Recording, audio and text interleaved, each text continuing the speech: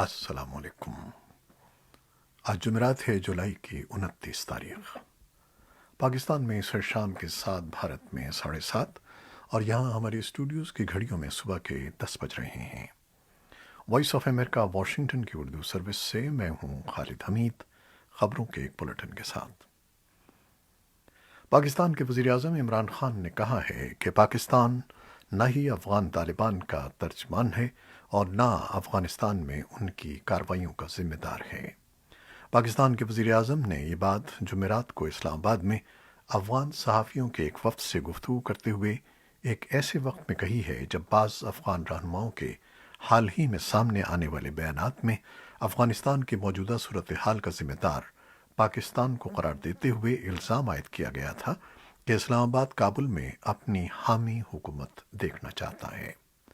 لیکن وزیر اعظم نے افغان صحافیوں کو واضح کیا کہ طالبان جو کچھ کر رہے ہیں اس سے پاکستان کا کوئی تعلق نہیں ہے۔ ان کے بقول ہم صرف افغانستان میں امن چاہتے ہیں جو پاکستان اور افغانستان دونوں کے یکساں مفاد میں ہے، اور پاکستان کابل میں اس حکومت کی حمایت کرے گا جس کو افغان عوام منتخب کریں گے۔ افغانستان کے صوبے قندھار میں گزشتہ ایک ماہ سے بجلی اور شام 6 بجے سے صبح 4 بجے تک موبائل فون اور انٹرنیٹ کی سہولت دستیاب نہ ہونے کی وجہ سے ہزاروں طالب علموں کو شدید مشکلات کا سامنا ہے۔ امن و امان کی ناقص صورتحال کی وجہ سے تاجر برادری شام سے پہلے کاروبار بند کرنے پر مجبور ہے۔ ان کا کہنا ہے کہ اگر یہی سلسلہ چلتا رہا تو مستقبل میں شہریوں کو غذائی قلت کا سامنا کرنا پڑ سکتا ہے۔ افغان صدر اشرف غنی نے صدارتی محل میں نیشنل فلیگ ڈے کی تقریب سے خطاب کرتے ہوئے طالبان سے کہا ہے کہ اگر آپ طاقت کے ذریعے ہتھیار ڈالنے کے لیے تیار نہیں ہیں تو ہم بھی طاقت کے سامنے ہتھیار نہیں ڈالیں گے۔ جمعرات کے روز اپنے خطاب میں انہوں نے کہا کہ لوگ افغانستان میں خونریزی کا خاتمہ چاہتے ہیں۔ انہوں نے کہا کہ اگر طالبان نے جنگ جاری رکھی تو افغان نیشنل فورسز جواب دینے کے لیے تیار ہیں۔ افغانستان کی وزارت خارجہ نے چین کی جانب سے طالبان سے اس مطالبے کا خیر مقدم کیا ہے کہ وہ دہشت گرد نیٹ ورکس کے ساتھ تعلق کو ختم کر دیں۔ ایک بیان میں افغان وزارت خارجہ نے کہا کہ چین کے سرکاری عہدیداروں نے طالبان وفد کے ساتھ میٹنگ میں کہا ہے کہ وہ ایسٹ ترکستان موومنٹ یا ETIM اور دوسرے تمام دہشت گرد گروپوں کے ساتھ اپنے تعلقات ختم کر دیں۔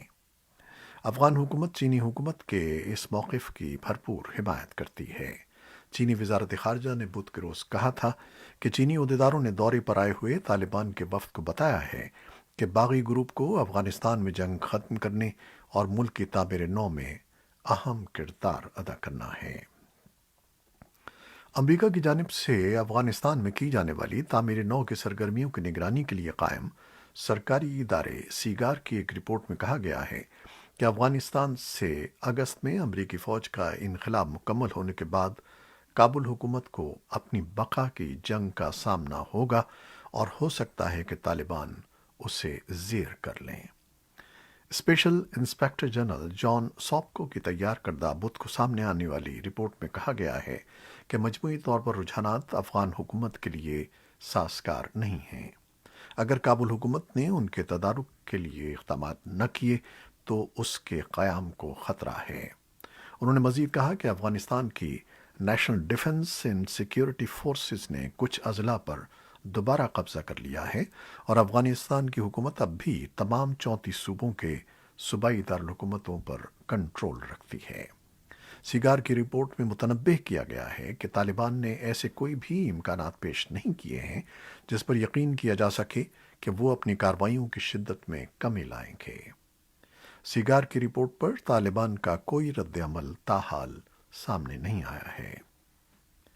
امریکہ کے صدر جو بائیڈن نے کہا ہے کہ روس ابھی سے ہی امریکہ میں آئندہ برس ہونے والے وسط مدتی انتخابات میں مداخلت کر رہا ہے، لہذا ماسکو کی یہ اقدامات ہماری خود مختاری کی خلاف ورزی ہیں۔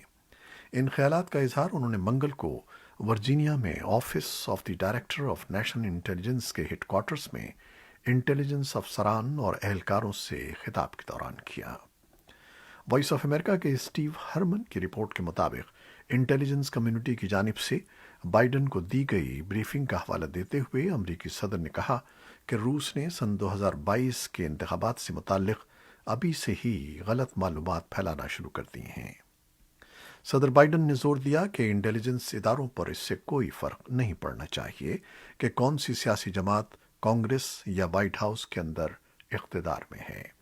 उन्होंने कहा कि बहुत ज़रूरी है कि इंटेलिजेंस के लोग मुकम्मल तौर पर आज़ादाना अंदाज में किसी सियासी असर के बगैर काम करें। अमरीकी महकमा खारजा का कहना है कि अमरीका और रूस के सीनियर अहदेदारों ने बुध के रोज़ दुनिया की दो सबसे बड़ी एटमी ताकतों के दरमियान तनाव कम करने के लिए बातचीत दोबारा शुरू की है और इस गैर रस्मी मुशावरत के बाद इस बात पर रजामंदी जाहिर की है कि सितंबर में बातचीत के लिए दोबारा इजलास किया जाए। अमरीका के नायब वज़ीर ख़ारजा वेंडी शर्मन और रूस के नायब वज़ीर ख़ारजा सरगई रयाबकॉफ ने जेनीवा में अमरीकी सिफारती मिशन में इस बातचीत के दौरान अपने अपने मुल्क के वफद की क़यादत की। खबरसां एजेंसी तास ने रयाबकॉफ के हवाले से बताया है कि वो सलाह मशवरे से मुतमईन हैं और ये कि अमरीका ने तामीरी मुज़ाकरात पर फौरी रजामंदी जाहिर की है। एक साल में हथियारों पर कंट्रोल समेत मुतादिद उमूर पर दोनों मुल्कों के दरमियान इख्तिलाफात के दौरान स्ट्रेटेजिक इस्तेहकाम के लिए ये पहली बातचीत थी। यमन में तकरीबन 21 मिलियन अफराद को इंसानी इमदाद की ज़रूरत है। यमन की कुल आबादी 29 मिलियन से कुछ ज़्यादा है। अक़वाम मुत्तहिदा यमन को दुनिया का सबसे बड़ा इंसानी बहरान समझती है और उसके मुताबिक 16.2 मिलियन अफराद खुराक की इंतहाई कमी और शदीद भूख से दो चार हैं। वर्ल्ड फूड प्रोग्राम के अंदाजे के मुताबिक यमन में 50 लाख से ज़्यादा अफराद कहत के दहाने पर हैं। WFP हर माह तकरीबन 13 मिलियन अफराद को हंगामी बुनियादों पर खुराक की मदद फराहम करता है।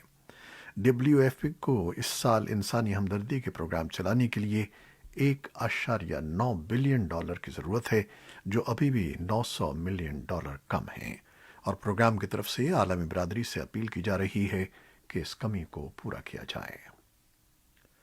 अमरीकी महकमा खारजा ने पाकिस्तान में सरमायाकारी के माहौल के हवाले से एक रिपोर्ट जारी की है, जिसमें कहा गया है कि पाकिस्तान में आम तौर पर शफाफियत और मौसर पॉलिसियों और कवानीन का फुख्तान है। मुसाबकती कमीशन ऑफ पाकिस्तान को मार्केट पर मबनी मुकाबले को यकीनी बनाने का एक मैंडेट है, लेकिन पाकिस्तान में खेल के कवायद मुबहम और गैर वाज़ेह हैं। बाज़ औक़ात घरेलू कारोबार को फ़ायदा पहुँचाने के लिए इन कवायद का इतलाक़ होता है।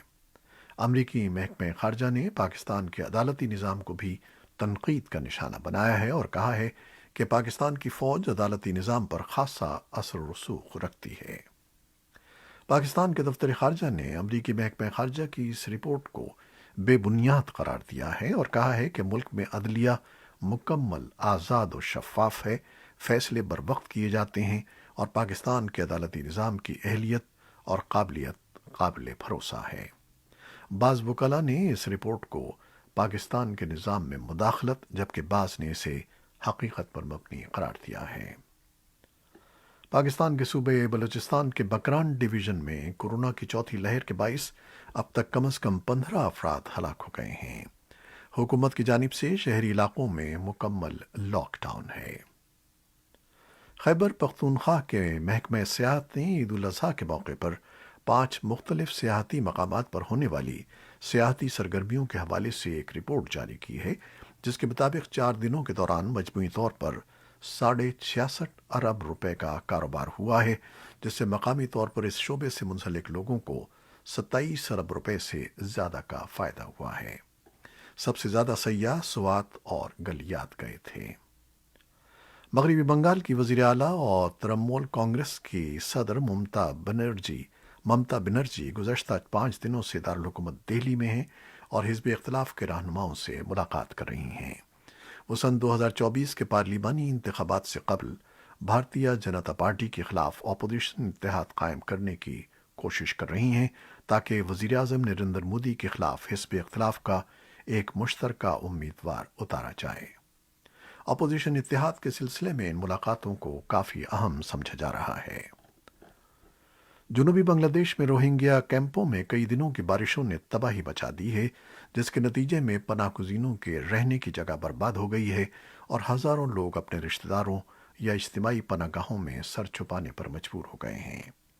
پناہ گزینوں سے متعلق اقوام متحدہ کی ایجنسی نے بتایا ہے کہ صرف 24 گھنٹوں کے اندر کاکسس بازار کے ان کیمپوں میں جہاں 8 لاکھ سے زیادہ روہنگیا پناہ لیے ہوئے ہیں، 30 سینٹی میٹر سے زیادہ بارشیں ریکارڈ کی گئی ہیں۔ اقوام متحدہ کے ادارے کا کہنا ہے کہ کووڈ 19 کی وبا کی وجہ سے صورتحال اور بھی ابتر ہو رہی ہے۔ پاکستان میں کورونا وبا کے نگراں ادارے NCOC کے سربراہ اسد عمر نے ملک میں ویکسین نہ لگوانے والوں کے لیے 31 اگست کی ڈیڈ لائن کا اعلان کیا ہے۔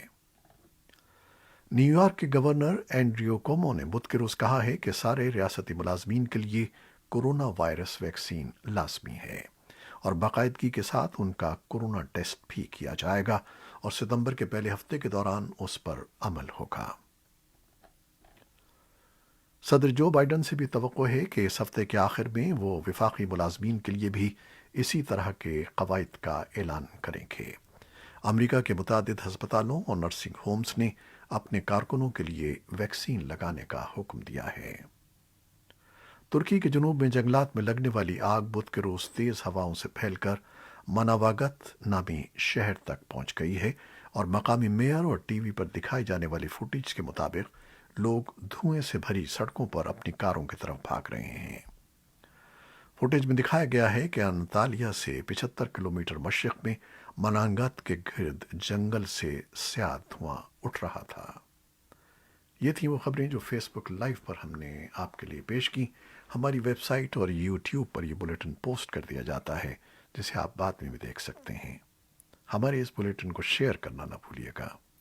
خالد حمید اب اجازت چاہتا ہے۔ اللہ حافظ۔